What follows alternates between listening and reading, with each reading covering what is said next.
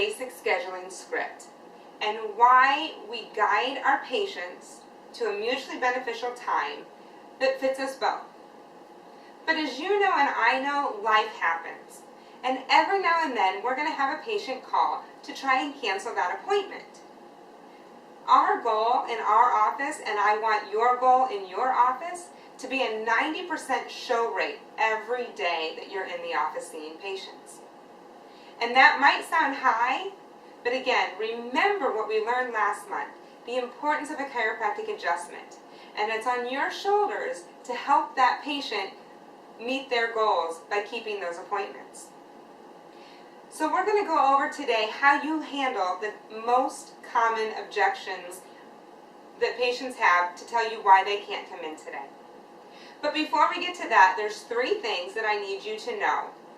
And the first one is make sure that how you are conversing with your patients, that your vocabulary, that your language that you're using is patient-centered.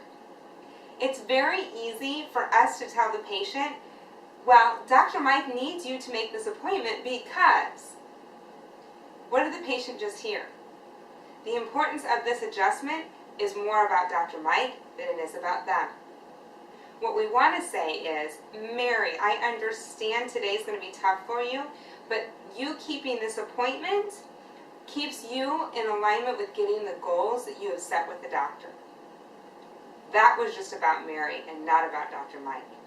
So when we are handling these objections on why people are telling us they can't make their appointment, but we're going to show them how they can keep it, it has to be patient-centered language. Now the next thing I want you to keep in mind is we know, and you know, the flexibility that we build into our scheduling, that we can squeeze someone in at another time that day. And we are rare in the healthcare community because if you call an MD's office, if you're more than 10 minutes late, typically you're done. You don't get your appointment. You've missed it, and you try and get on their next available time, which could be 2 weeks. And the same goes for PTs and OTs and dentists. Most other healthcare providers do not have flexibility in their schedule. So your patients, that's what they're used to at this point. And so we need to teach them and guide them and let them know, just because you can't make a 2 o'clock appointment doesn't mean that I can't get you in at 10 this morning. So always offering the alternative boosts your ability to keep that 90% show rate tremendously. Now the last thing, and probably the most important, is your intention.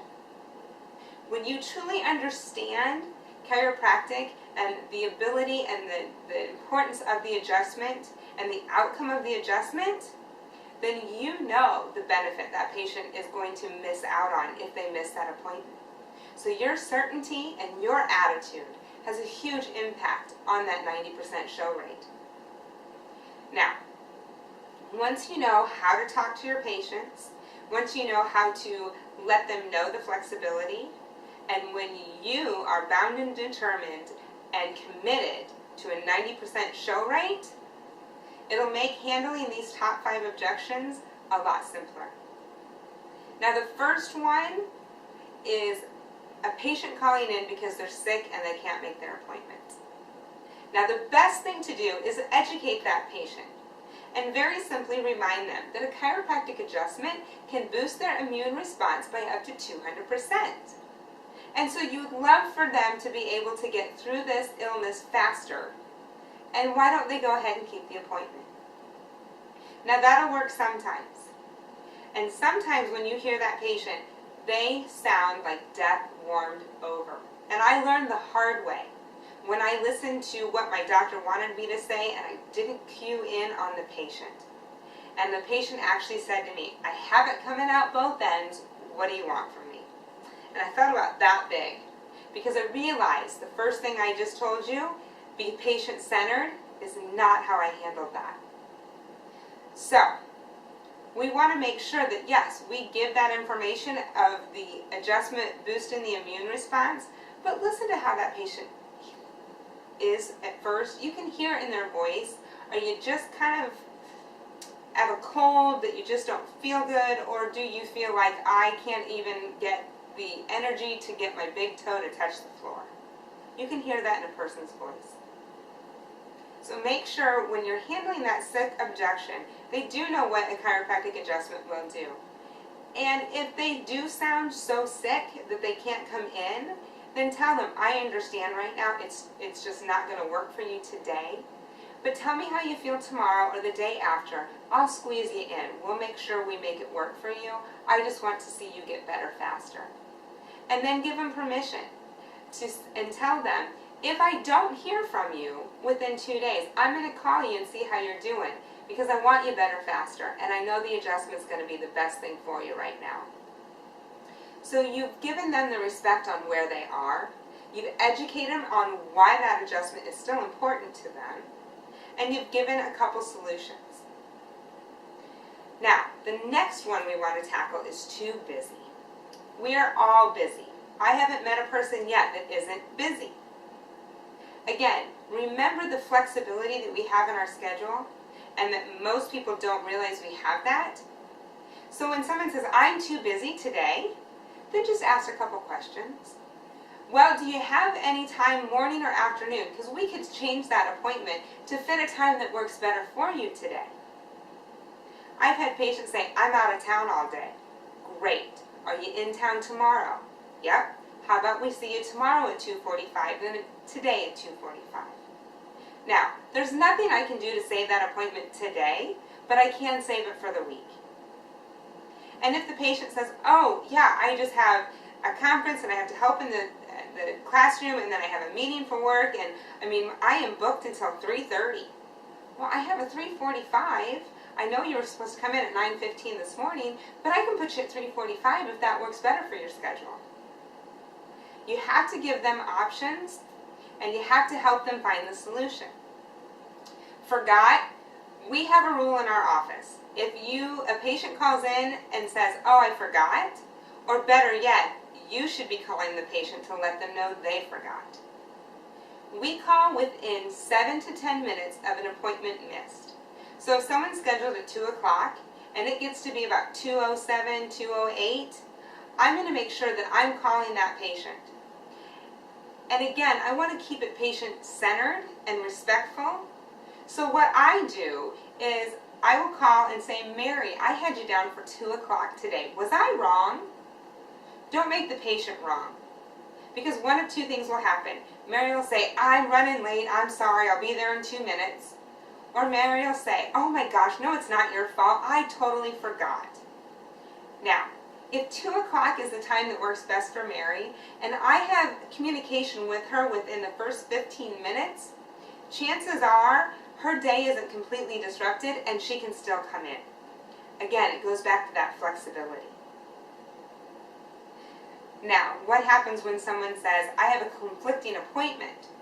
I'm in an initial care plan, which is 36 visits, 3 times a week. And I get to about visit 21, and I forgot I have a dentist appointment that was scheduled 6 months ago. Very easy to handle. You simply, again, come back to that flexibility. If it works in your schedule, you can say to the patient, would you like to come just before that dentist appointment, and we'll get you out and going so you're not late for that? Or say, why don't you just stop in when you're finished there? Don't worry about how late you are. We'll make sure we work you in. It's more important that you have that adjustment today than not having it at all. Now, sometimes the toughest objection to handle as a CA is pain. When we have a patient that's in an acute situation, especially within those first 12 visits, and sometimes it's within the first 36, but somewhere along the line, pain might deter them from wanting to come in. This is a fun one to handle, believe it or not.